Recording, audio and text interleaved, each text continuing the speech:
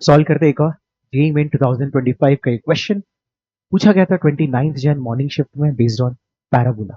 अच्छा क्वेश्चन देखते हैं।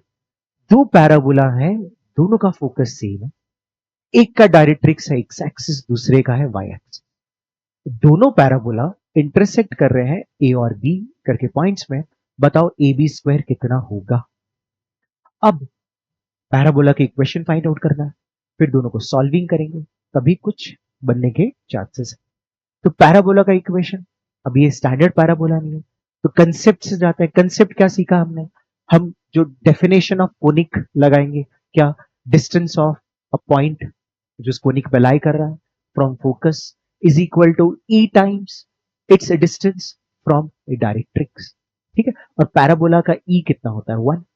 ठीक है, तो पैराबोला पे कोई भी पॉइंट ले लिया एक्स कॉमा वाई, फोकस से डिस्टेंस निकाला is equal to its distance from directrix. एक बार डिस्टेंस वाई एक्सिस से निकाले तो एक्स कोऑर्डिनेट होगा उस पॉइंट का, रख दिया एक्स का square is equal two point का डिस्टेंस फ्रॉम फोकस उसका स्क्वायर।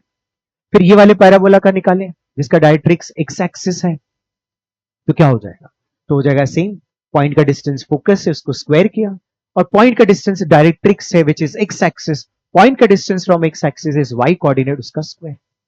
जिसको सॉल्व करके ये दो पैराबोलाज आ गए। ठीक है, इनको सॉल्व करना है। आप देखोगे इनको सॉल्व करेंगे तो यार ये पार्ट तो सेम ही है दोनों का।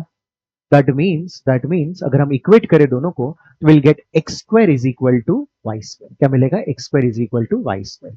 तो एक आंसर आएगा x is equal to y और एक आएगा x is equal to minus y. ठीक है,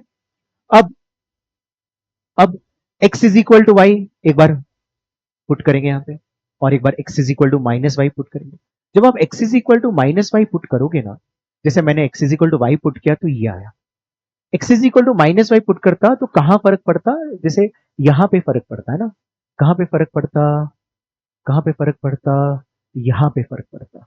क्या हो जाता, ये अभी आया -14y, उस समय में आता -2y।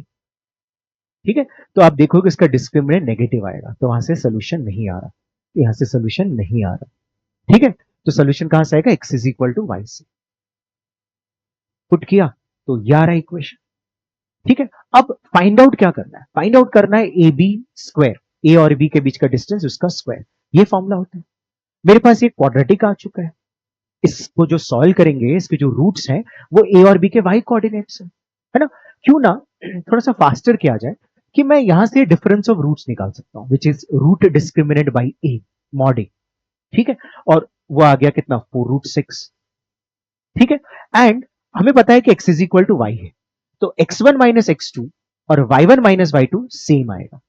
तो x1 माइनस x2 का होल स्क्वायर क्या होगा, y1 माइनस y2 का होल स्क्वायर। ये वाला पार्ट समझा, फिर से एक बार, ये जो पॉइंट्स आ रहे हैं ना, जो x1 y1 x2 y2 वो इसको सेटिस्फाई करेंगे। ठीक है, अगर मुझे कोई पूछे x1 माइनस x2 का होल स्क्वायर, क्या मैं x1 की जगह पे y1 नहीं लिख सकता इसको यूज करके, इसको सेटिस्फाई कर रहा है ना, और x2 की जगह y2 लिख सकता हूं। तो y1 माइनस y2 का whole square, y1 minus y2 का होल स्क्वायर मतलब 2 टाइम्स y1 माइनस y2 का whole square. y1 minus y2 का होल स्क्वायर कितना आएगा, 96 का double is 192 which is option 1। ठीक है, आई होप आपको ये क्वेश्चन समझा। Thank you.